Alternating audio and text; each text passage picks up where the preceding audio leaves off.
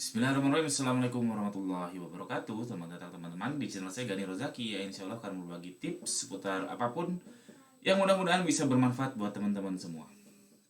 Ini saya mau sharing santai tentang strikes YouTube.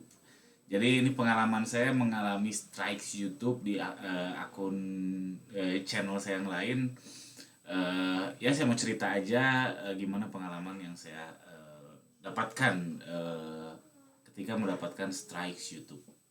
Dan itu sampai dihapus loh, sampai channel saya hilang 2 hari. Lalu saya ajukan banding, ajukan appeal, alhamdulillah banget keterima, jadinya channel saya hidup lagi. Nah, sebelum saya mulai, saya mau ngejelasin dulu ke teman-teman mungkin yang newbie atau yang masih bingung nih antara strikes sama copyrights.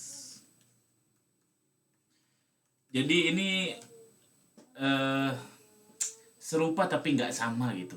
Kalau strike itu dia jelas-jelas yang melanggar peraturan YouTube ya, ibaratnya dia melanggar hukumnya YouTube gitu. Misalkan kalau kehidupan kita sehari-hari dia itu menjual narkoba, dia menjual apa ya, menjual barang haram atau barang terlarang yang gak boleh di Indonesia dan seterusnya.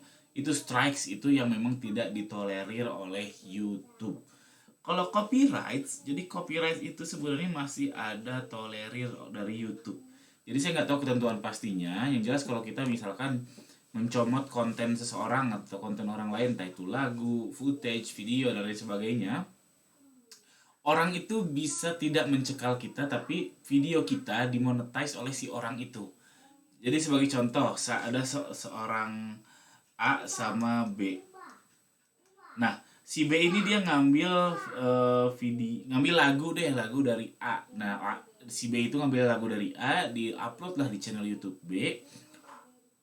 Itu kalau si A-nya tidak lapor ke YouTube, atau si A-nya bisa bilang ke YouTube bahwa YouTube itu channel gua ya, lagu gua yang di B itu nggak apa-apa deh, tapi monetizingnya atau uangnya buat gua, kata si A gitu, itu bisa banget. Jadi kalau melanggar copyright itu masih relatif lebih aman. Yang bahaya itu kalau misalkan si yang diambil copyrightnya itu apa ya, mengadukan Anda ke YouTube, dan itu bisa banget, dan Anda tidak menggubris itu, dan itu bisa jadi strikes. Ya kurang lebih seperti itu. Yang intinya dua ini, strikes dan copyright, lebih baik dihindari untuk main di YouTube. Jadi main aman aja. Oke, sekarang saya mau cerita pengalaman kena strikes itu. Jadi ini saya dapat emailnya itu, saya udah pernah kena strikes 3 kali. Jadi kalau di YouTube itu strikes melanggar peraturan itu hanya boleh 3 kali. Yang keempat itu langsung dihapus. Jadi yang pertama itu warning alias peringatan. Jadi kalau teman-teman melanggar peraturan YouTube,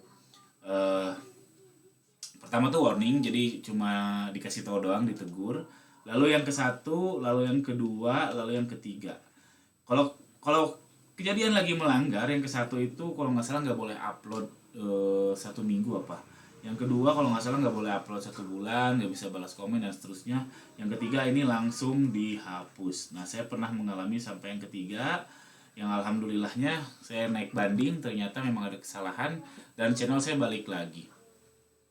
Nah, peraturan apa sih yang melanggar YouTube? Teman-teman silahkan baca sendiri di community guidelines-nya YouTube. Googling sendiri udah banyak banget yang ngasih tahu secara detail apa sih yang menyebabkan kita kena strikes. Nah, kalau yang saya kena strikes pertama itu di video dengan judul, jadi channel YouTube saya yang sudah monetize itu namanya Tutorial Milenial ya. Jadi silahkan subscribe dulu. Yaitu tips membuat password Facebook agar tidak mudah dihack.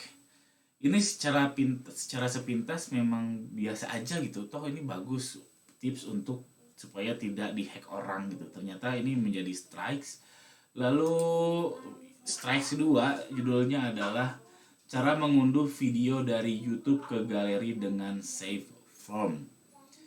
Ini ternyata, jadi YouTube itu nggak boleh ngedownload video sebenarnya. Jadi ada video yang memang bisa didownload, itu ada tombol downloadnya. Tapi kalau nggak ada tombol download, artinya YouTube tidak membolehkan orang untuk mendownload video tersebut. Sebenarnya banyak cara-cara lain, ada YouTube downloader, ada ya macam-macam. Nah itu tuh sebetulnya melanggar YouTube dan YouTube nggak suka. Ya wajar lah karena itu eh, kontennya mereka, kontennya YouTube. eh, Kasarnya punyanya YouTube lah. Kalau YouTube bilang nggak boleh download ya ya harusnya kita nurut sebagai content creator atau sebagai YouTubers, itu harusnya nurut. Lalu yang ketiga saya kena strike yang membuat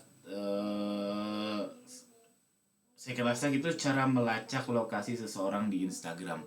Ternyata setelah saya cek memang videonya itu memang video scam ya. Jadi gimana kita bisa ngasih link ke orang, lalu kalau orang itu klik linknya itu orang tersebut bisa terkoneksi atau bisa ngirim IP location. Itu jelas nggak boleh. Itu melanggar privacy, itu melanggar peraturan YouTube. Itu ya scam hitungannya, itu bisa bisa termasuk ke tindak kejahatan. Jadi waktu itu memang bukan saya yang bikin videonya. Jadi alhamdulillah channel saya yang tutorial milenial ini sudah memperkerjakan 2 orang untuk bikin video-videonya. Dan terkadang memang tidak terkontrol kualitinya. Yang saya juga nggak tahu sebetulnya itu melarang dan ternyata nggak boleh oleh YouTube. Lalu yang terakhir yang membuat ini dihapus adalah cara membeli Diamond Mobile Legend bayar di Alfamart, Indomart. Nah ini sih nggak ngerti kenapa ini kena strikes gitu. Akhirnya saya naik banding, alhamdulillah ternyata yang terakhir ini memang tidak melanggar. Jadinya channel saya itu balik lagi, sempat hilang dari peredaran 2 hari, lumayan kehilangan revenue-nya, lumayan kehilangan omsetnya, hilang view. Alhamdulillah setelah 2 hari, hari ketiga, keempat, kelima, view-nya normal lagi seperti hari-hari sebelum kena strikes. Itu pengalaman saya dan kesimpulannya, kalau saya sekarang ya, saya menghindari keyword-keyword video-video yang mengandung kata download. Salah ketik download, lalu